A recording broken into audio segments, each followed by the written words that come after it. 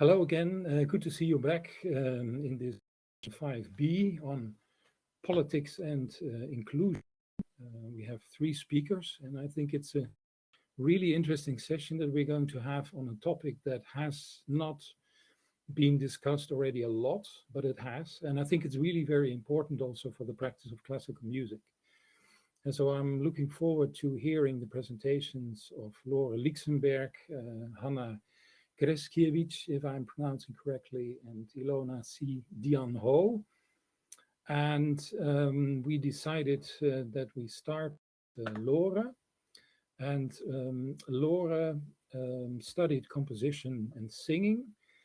And from her CV, what struck me is that she is about to release a vinyl with, it's called Nankaro Karaoke, the record of Nankaro piano rolls that she transcribed for her own voice, multi-track, and it will be released in the summer. And actually, I found that a really intriguing project, Lore, knowing the sort of incredible complexity of the player piano rolls of Nankaro, but that's maybe leading into a slightly different direction. So.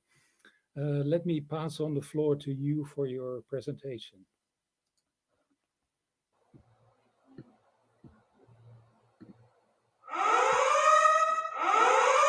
Wake up!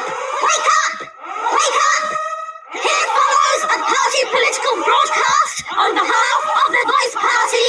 Here follows a party political broadcast on behalf of the Voice Party. Who are you? I am the Voice Party Opera Box. What do you do? I am the Voice Party Opera Box. Yes, I heard you, but what do you do? I troll lying, cheating politicians with opera. Beware my wrath! Beware my wrath!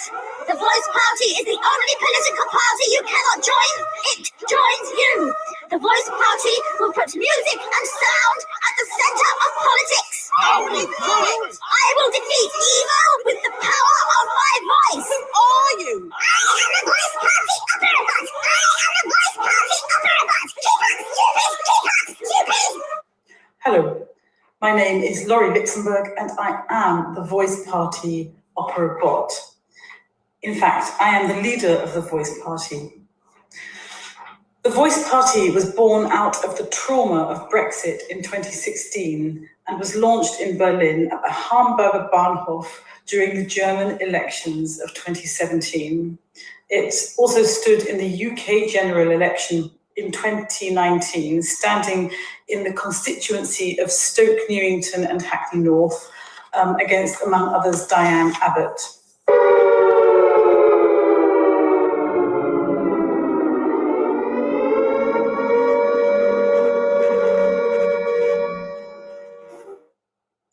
So what is the Voice Party and why was I inspired to start a new political party?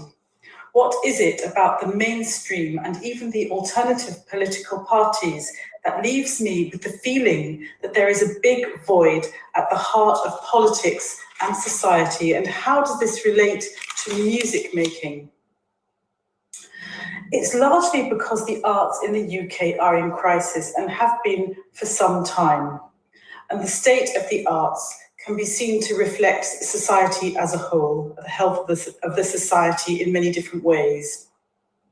From drastic cuts to free music education in schools, to musicians being thoroughly shafted by unscrupulous streaming platforms. The current pandemic has also revealed seismic inequalities in our societies that were already exacerbated by the financial crash of 2008. And a 10-year programme of cruel austerity. Music and cultural activities generally have always been regarded in the UK as a frivolity, something outside the mainstream of society, not to be taken seriously, financially non-viable. The UK has been called many things, among others a nation of shopkeepers. Arguably, that should now be changed to a nation of online shoppers, and also rather unflatteringly called Das Land ohne Musik. recently Rishi Sunak, the Chancellor of the Exchequer, stated rather surprisingly that as music is a financially non-viable activity, that musicians should seek alternative activities.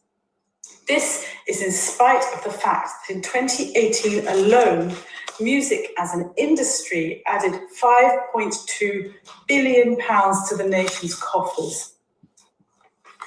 I would like to be able to sit here and say that the current government, at the very least, know the price of everything and the value of nothing, but they don't even seem to know that. However, what I think is far worse is that there is a huge disconnect between political and everyday life in the UK and everyday life and music and cultural life in the UK. The problem, as I see it, is that we have bred a nation of cap-doffing, class-conscious consumers who don't really view themselves, their lives or communities as inherently creative. They don't see themselves as creators and can only relate to music and cultural activity as customers. Witness the turning of the Tate Modern, for instance, into basically a theme park, and you get something of the idea. Music is something to be bought or passively consumed. So what does the Voice Party stand for, and how would it like to solve this? Indeed, what even is the Voice Party? The Voice Party is a political party. It is also an inclusive, participatory opera that seeks to utilise political structure as the basis of operatic structure.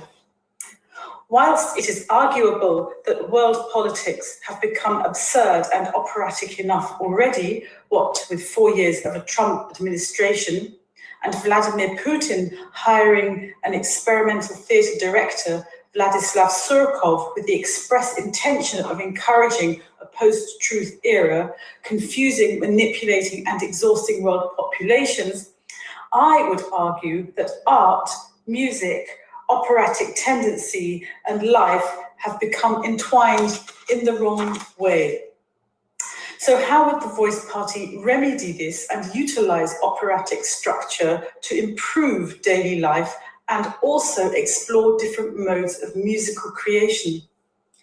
It can be summed up simply as this. The Voice Party proposes to put music and musical creativity at the very centre of politics and daily life. The Voice Party would completely reverse the situation that we have at the moment, where musical activity whimpers at the sideline of society, grateful for any crumbs of financial support that grudgingly fall from the table. Music would proudly stand at the very centre of all decision-making, and all aspects of daily life and politics would be informed and guided by the beautiful, elegant laws of music and pure sound. The Voice Party as a political party and also as a participatory operatic structure asks the question: if participatory musical performance principles were actually placed at the centre of daily life and politics, what would the outcome be? Needless to say, the Voice Party would prioritise music lessons, inclusive and decolonised, for each and every child. But for this to really work, we need to go much, much further than that. The entire fabric of society needs to be radically musicalised, which means supporting the parents and musicking the structures that the parents operate in. The cost of instruments and instrumental lessons and voice lessons is not the only barrier to music education, but also the atmosphere that the child grows up in. How can you practice or simply play or sing if there is no physical